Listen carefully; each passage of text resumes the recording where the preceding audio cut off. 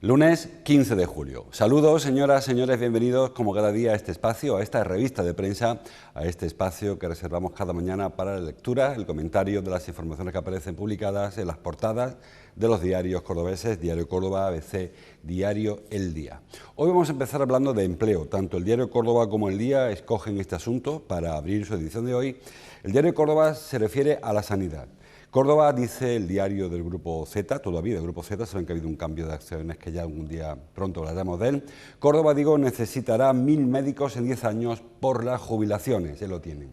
En la provincia se contabilizaban 1.254 facultativos que tenían entre 55 y 64 años durante el año pasado, que por lo tanto se jubilarán en un plazo de 10 años.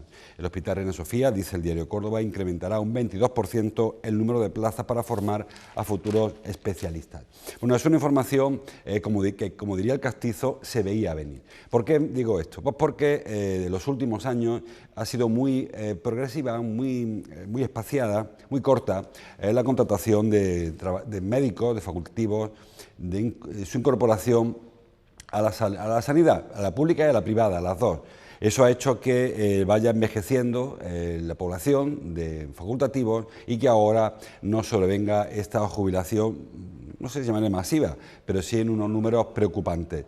Como les digo, hay en Córdoba 3.400 médicos y de los cuales pues una cifra importante, el 20 y tantos %, he leído por ahí, el 40% tienen más de 55 años, con lo cual todo hace pensar que o se incrementa la de jubilación, que es posible, o habrá que buscar al menos 1.000 médicos nuevos en la próxima década.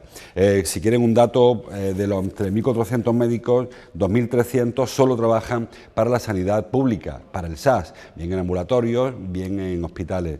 612 solo trabajan en la sanidad privada, en hospitales privados o en clínicas particulares y consultas. Y hay 400 y pico que simultanean tanto la pública como la privada, que por cierto, ese factor, el de la simultaneidad, el de hacer compatible el trabajo de por la mañana en el ambulatorio y por la tarde en una clínica privada, le supone un prejuicio importante en su salario.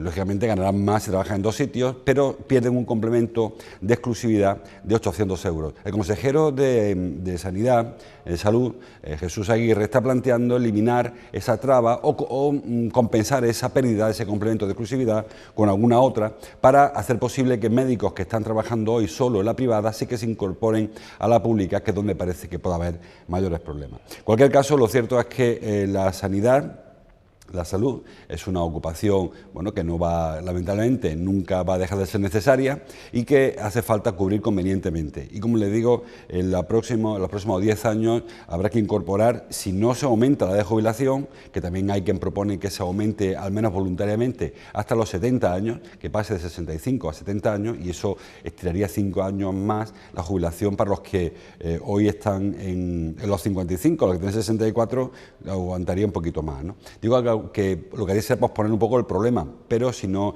se comienza a contratar, pues no sería posible salvar esta circunstancia. Por cierto, hablando de sustituciones, en este año, de 2.000 bajas que se producen durante el verano, básicamente por vacaciones, aunque también hay otras, pero fundamentalmente son vacaciones, de 2.000 que les digo, solo se van a cubrir 48.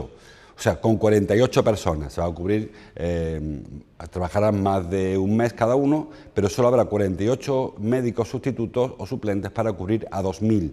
Con lo cual, por mucho que el nuevo Ejecutivo Autonómico, PP y Ciudadanos, intente o diga que va a intentar acabar con los problemas asistenciales de la salud en verano, pues con esta cifra difícilmente, con 48 personas, difícilmente se cubrirá el trabajo de 2.000. Así que, como les digo, hay mucho que bregar, mucho que torear en este asunto.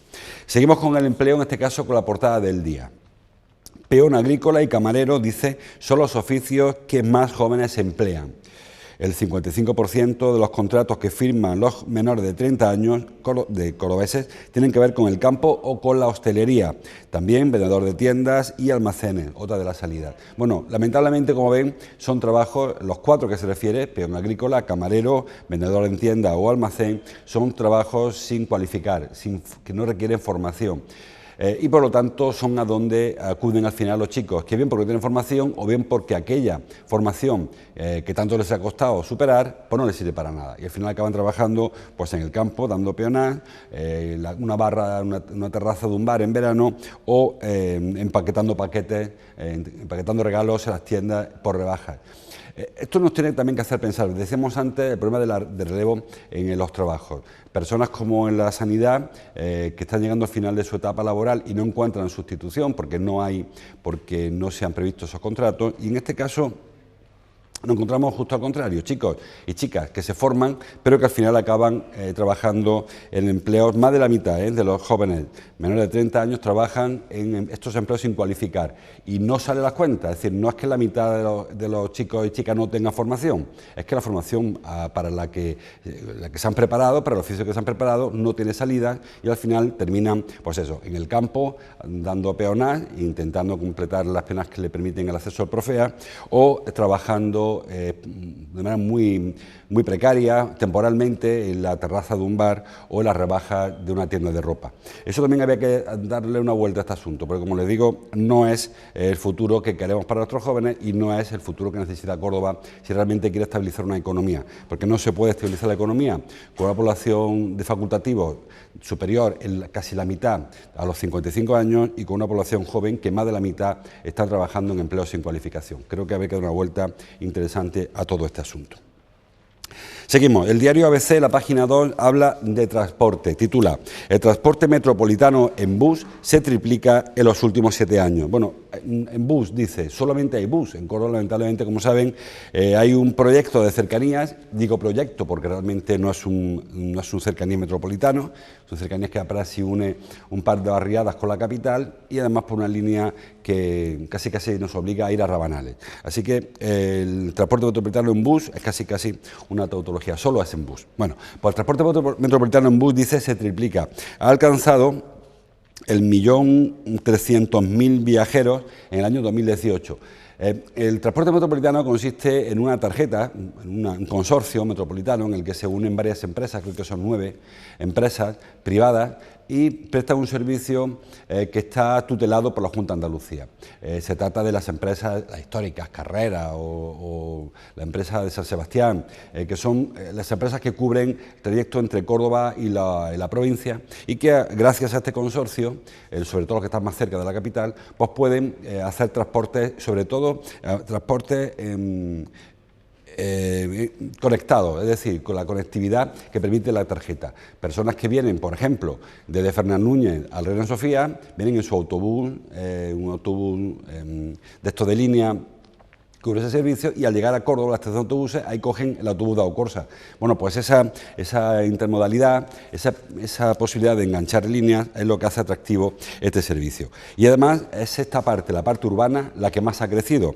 De este número, de ese triplicar los números, de alcanzar 1.300.000, la gran mayoría del incremento, el 30 y tantos por ciento, corresponde, el 37% corresponde a las líneas urbanas, que es la parte que más crece, porque era uno de los grandes hándicaps que tenían antes de existir el consorcio metropolitano y la estación de autobuses. Recuerden que había empresas de transporte que dejaban a los viajeros, pues, por ejemplo, en Avenida de Cervantes, y tenían que ir luego al Hospital Reina Sofía, donde era bastante frecuente que fuese el destino final de muchos de los viajeros de la provincia. Bueno, pues esto se ha corregido y ahora los autobuses paran en la estación de autobuses, frente a la de trenes, y allí pueden tomar un autobús de Aucorsa con la misma tarjeta, con el mismo título que traen, y seguir utilizando el transporte público.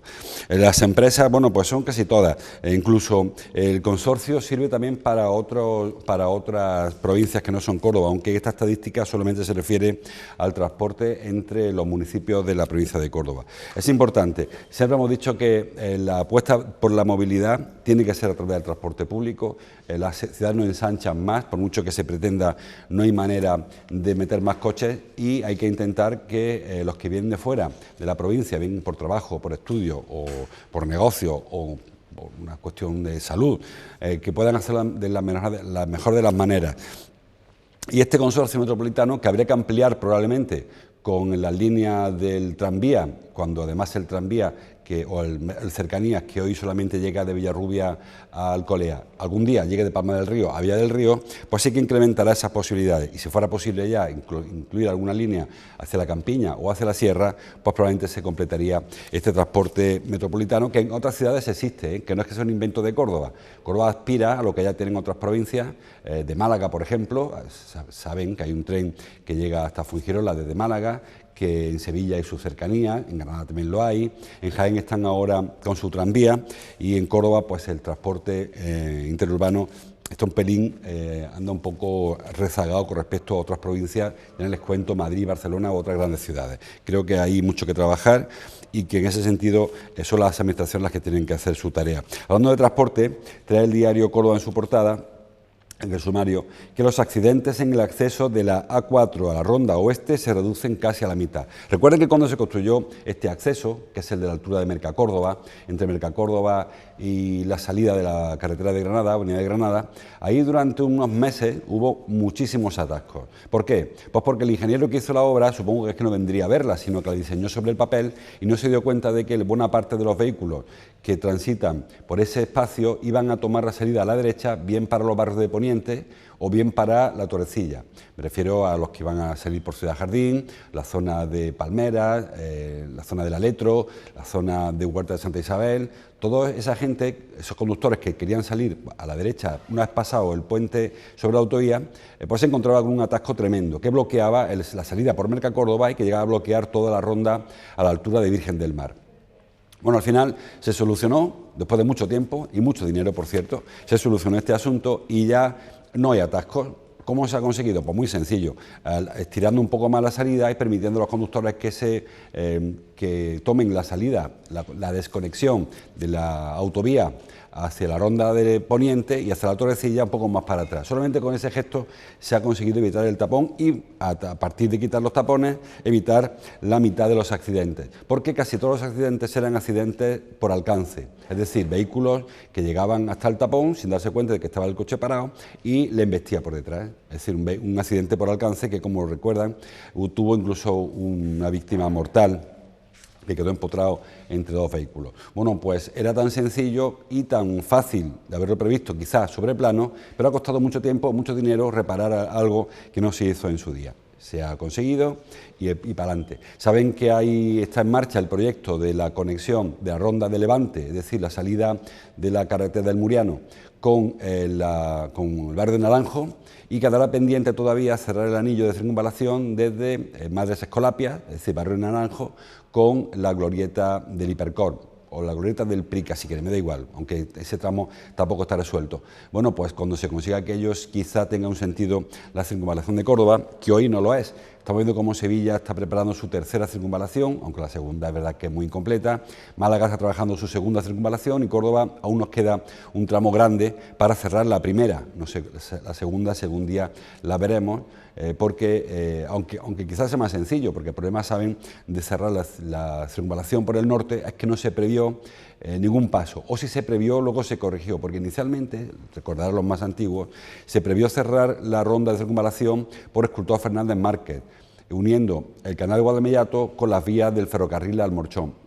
Ese camino, que parecía que era el más natural, luego se fue llenando de casas, tanto la zona de Guadalmellato, del canal, sobre todo la zona de Escultor Fernández Márquez, que al final se construyó un bulevar allí y se hizo imposible pasar por ahí con los coches. La solución que ahora se plantea, lo hemos comentado una vez, es pasar por la zona del camping, que sí que queda un espacio aún, el canal Guadalmellato, la zona del camping, y pasar por debajo del Parque de la Sumadilla para enganchar con el barrio del Naranjo. Una obra mucho más costosa, que yo no sé cómo andará de presupuesto y que por ahora está absolutamente detenida. Más cosas. Hablamos de agricultura. El diario Córdoba trae en su sumario el aceite. Titula: las almazaras cordobesas han vendido el 76% del aceite producido. Bueno, Córdoba es la segunda provincia andaluza y española que más aceite produce. Y a esas alturas ya ha vendido 3/4 partes de lo que se produjo, que es una cifra, bueno, importante. Se han producido 365 millones de toneladas y se han vendido 280 millones.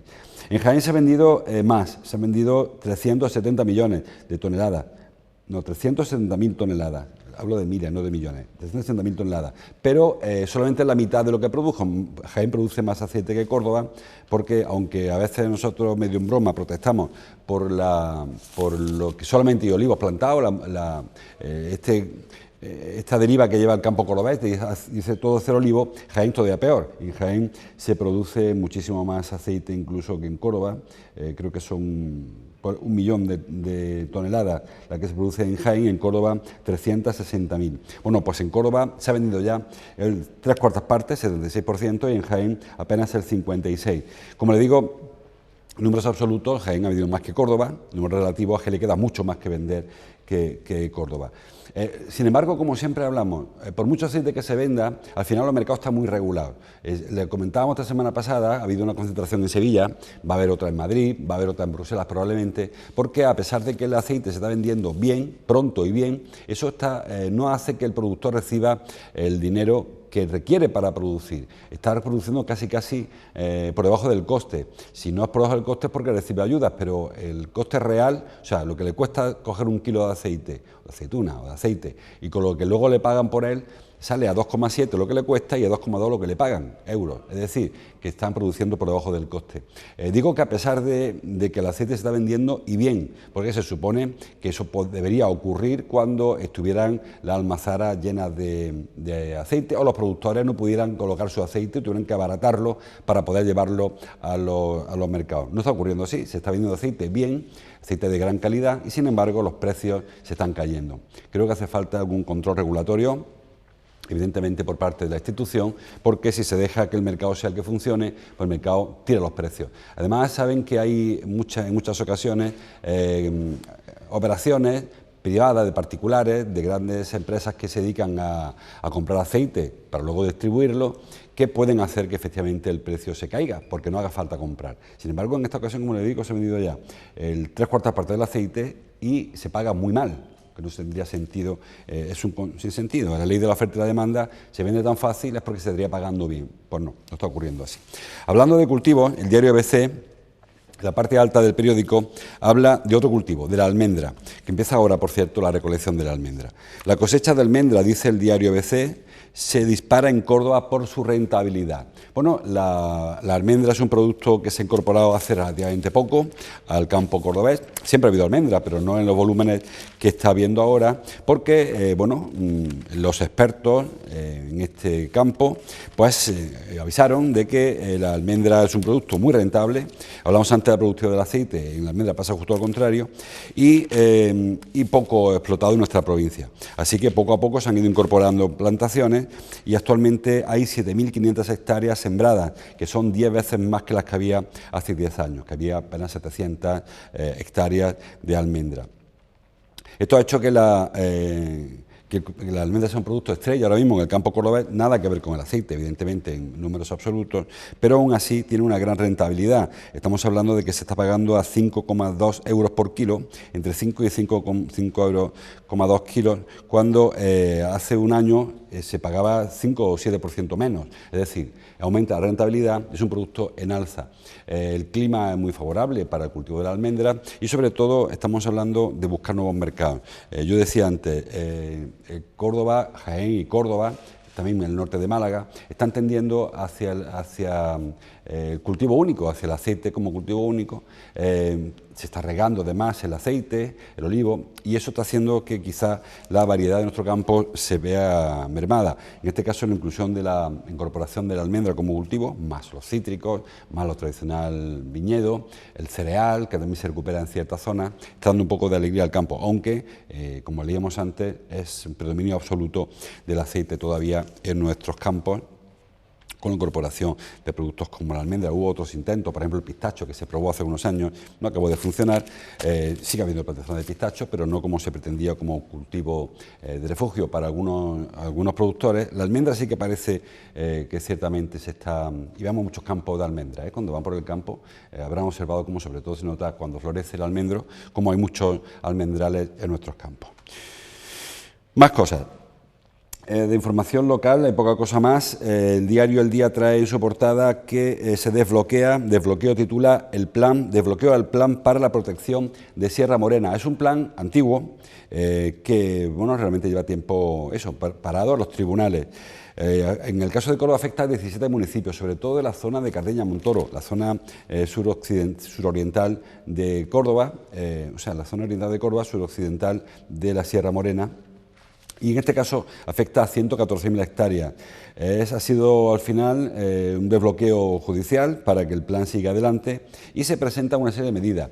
Medidas sobre todo de conservación, hablamos de conservación. Son 60 medidas, por ejemplo, para la zona de especial protección, de aves, por ejemplo, para el tema del lince, para el uso de artes prohibidas o ilegales, o al menos poco recomendadas en algunas capturas, e incluso incluye un manual de buenas prácticas, que en ocasiones hay cosas que no se pueden prohibir, pero que hay que intentar introducir por vía, digamos, pacífica, es decir, no por sanción, sino por convencer a la persona que las utiliza de que no es la manera. Se trata, pues, bueno, de proteger el lince, se trata de proteger incluso al lobo. Saben que hay algunos proyectos para reintroducir el lobo, que cuenta con el rechazo de algunos ganaderos, sobre todo de Asaja, en el norte de la provincia, que entienden que la presencia del lobo no aporta nada y que sí que perjudica sobre todo a las explotaciones ganaderas, y también el tema de las aves, las dehesas del norte de la provincia. Creo que Sierra Morena hace falta protegerla, sobre todo ahora que es un momento idóneo, porque no ha llegado el nivel de explotación, saturación que la haga, que le lleve al no retorno. Hay zonas efectivamente muy degradadas por el uso extensivo de algunas explotaciones o por la ocupación urbana, porque hay zonas que se han plagado de parcelitas o de chalecitos, no solamente en la capital, sino también en otras zonas. Y toca, creo que ahora es el momento de atenderlo. El suroeste, les decía, de la sierra afecta a Cardeña-Montoro, al Guadalmellato, a la zona del pantano, Navallana, Guadalmellato, y el Guadiato-Benbézar, que es la zona norte, la zona desde Guadiato-Benbézar, en la zona de Benbézar, zona de Hornachuelos, Guadiato llega hasta Hinojosa. Bueno, pues esa zona es la zona que también se pretende conservar. Bueno, se pretende conservar todo, digo, que afecte a la provincia de Córdoba. Hace mucho tiempo que los ecologistas y los conservacionistas están alertando de eso, de que Sierra Morena está llegando a un momento de no retorno, a un lugar de no retorno, y que es el momento ahora de protegerlo, de regular sus usos, tanto usos recreativos como usos económicos, como ganaderos, como forestales, como agrícolas, como cinegéticos. Todos los usos que puede tener la sierra están un poco, sin llegar a decir que sea descontrolado, como les digo, estamos en situación todavía manejable, pero sí que las perspectivas a corto plazo y a medio plazo sobre todo son de que o se introducen unas normas que se va a intentar que sea, les decía antes, mediante prácticas, manuales de buenas prácticas, luego se pasaría a la etapa coercitiva, la prohibición y a la regulación cuando no se pudiera controlar de otra manera, pero inicialmente intentando hablar por la biodiversidad, que no se pierdan especies, y hay especies que han desaparecido de nuestras dehesas y de la parte de la sierra más cerrada, sí. Y hay especies que van desapareciendo porque no se ha puesto en su día las medidas correctoras y preventivas. El lince está funcionando, la introducción del lince, sobre todo en la zona de Cardeña-Montoro, también Guadalmellato, y ahora se trata de recuperar, por ejemplo, los querópteros, que parece que no, pero están en peligro, y algunas otras, hay muchas aves, sobre todo en las dehesas, que están viendo cómo se les va retirando el terreno, y el tema del lobo, que es muy peculiar. Saben que hay incluso trabajos que intentan convencer a las poblaciones donde podría reintroducirse el lobo de las bondades del lobo. Es complicado un ganadero explicarle cuando un lobo llega a un rebaño, y aunque no acabe matando ninguna oveja, porque no siempre provoca esos daños, pero sí que al final hay una oveja que la hiere, que hay que sacrificarla. Eso para el ganadero es un engorro administrativo, sobre todo. Lo cobran la oveja muerta, cobra tarde, cobra mal, dicen ellos, pero está más o menos resuelto, pero no está del todo, la concienciación social no funciona, y ese es un poco también el trabajo que se pretende con este plan de conservación. Así que me parece una idea interesante interesante. Hay que ver luego cómo se desarrolla y cómo llega a buen puerto todo este asunto. Hay poca cosa más de local. Hay una información deportiva que nos la reservo para el final y queda un asunto que es del diario ABC, que no es del todo local, pero sí que nos interesa. Titula: La Junta quiere ser tributario ejemplar y saldar su deuda con los ayuntamientos, entre ellos el de Córdoba. Saben que hace muchísimo tiempo que las entidades locales, ayuntamientos, diputaciones, empresas públicas, municipales, reclaman la deuda de la Junta de Andalucía. Una deuda que a veces no se reconoce, porque son, por ejemplo, por el pago de impuestos, por edificios de titularidad autonómica de la Junta de Andalucía y que no acaban de saldarse, IBI, etcétera, etcétera. Eso hace que difícilmente una administración que reclama a su vez a sus ciudadanos que abonen sus impuestos, se hace complicado cuando ellos no tienen sus cuentas resueltas. Y la Consejería de Hacienda ha remitido una carta a ayuntamientos, a diputaciones, a entes públicos de ámbito local, para que presenten su factura y digan qué es lo que queda pendiente, en vía ejecutiva, incluso ya en las vías extremas, en las vías de reclamación. Bueno, la intención es abonarlo y pronto. Es una forma, primero, de sanear las cuentas públicas de los ayuntamientos y, por otro, de dar ejemplo, que creo que es interesante en ambos casos, porque hemos comentado muchas veces, el Ayuntamiento de Córdoba está reclamando a la Junta un dinero y la Junta, a su vez, está reclamando otro dinero a otras personas. Creo que entre ellos tiene que verse de acuerdo y habitualmente se debe a IBIs, a impuestos de bienes inmuebles por edificios propiedad de la Administración, o incluso alguna deuda de subvenciones no abonadas. Pero es interesante que se salde las cuentas. Y para terminar, deporte les decía. Bueno, el diario, todos han visto la foto de Djokovic en todos los periódicos, nos interesa poco. A quien le gusta el tenis, ayer Djokovic ganó la final de Wimbledon. Pero en cuanto a lo local, por ahí anda, el Córdoba jugará amistosos con el Málaga y el Rayan Qatarí. Jugará más que estos. Estos son los dos últimos que se han anunciado, porque estás viendo un chorreillo de información acerca de la pretemporada del Córdoba, que por cierto hoy comienza con la revisión médica de los jugadores que se han ido incorporando. Una revisión médica, la que por cierto han dicho desde el club que mejor que no grabemos, que nos pasen imágenes. Bueno, creo que hay que ser más transparentes y si queremos que se vea qué está ocurriendo, pues sería interesante que dejaran a los profesionales que fueran allí a tomar imágenes. Bueno, pasarán imágenes del Córdoba, se lo ofreceremos en los informativos de deporte. En cuanto a la pretemporada, la comenzará el Córdoba el día 25 de julio, de aquí a 10 días. Lo hará ante el Puente Genil, o sea, ante el Saler, que es como se llama el equipo de Puente Genil, en Puente Genil. Después jugará en Pozo Blanco contra el equipo de Pozo Blanco, tanto el Puente Genil como Pozo Blanco son de tercera, creo recordar. Luego viajará a Málaga a jugar contra el Málaga. Málaga de segunda división. Después se enfrentará al Rayan, que es un equipo de Qatar, el cuarto. Luego jugará contra el Recreativo de Granada, que es el filial del Granada. Granada en primera, juega contra el filial que juega en segunda B. Rival directo del Córdoba el año que viene, la temporada que va a empezar en mediados de agosto. Y luego en Córdoba se presenta frente al Rayo. Este partido será el día 10 de agosto. Presentación oficial del club en Córdoba frente a un equipo de segunda, que es el Vallecano, y por ahora los dos últimos previstos, el Sevilla Atlético y el Linares, que son rivales también de su categoría. Debe ser el último porque el partido de Linares está anunciado para el 18 de julio, creo, y la semana siguiente empieza la Liga en segunda B, o la otra, o sea que 18 de julio, no, 18 de agosto, está equivocado aquí. 18 de agosto contra Linares y la semana siguiente, 25, empieza la Liga, así que poco más da. Creo que hay un partido por ahí pendiente en medio para colocar, pero esta es la pretemporada que ha previsto Enrique Martín para sus jugadores, que como les digo, hoy ha empezado a pasar la revisión médica y hoy empiezan ya a entrenar. Tiene 10 días el técnico navarro, Enrique Martín, para hacer un equipo, porque hoy en la revisión, el día 25, les he contado, partido frente al Saler de Puente Genil, que será el inicio de esta nueva etapa, esta etapa triste que ojalá dure poco del Córdoba en segunda división B, en fútbol amateur en definitiva. En fútbol profesional se nos quedó la cuneta después de este descenso de la temporada pasada. Hasta aquí llegamos. Como cada día les invito a que sigan con nosotros, programación habitual de esta casa, programación veraniega de esta casa. Mañana seguimos leyendo la prensa juntos. Hasta entonces, como siempre, gracias por su atención.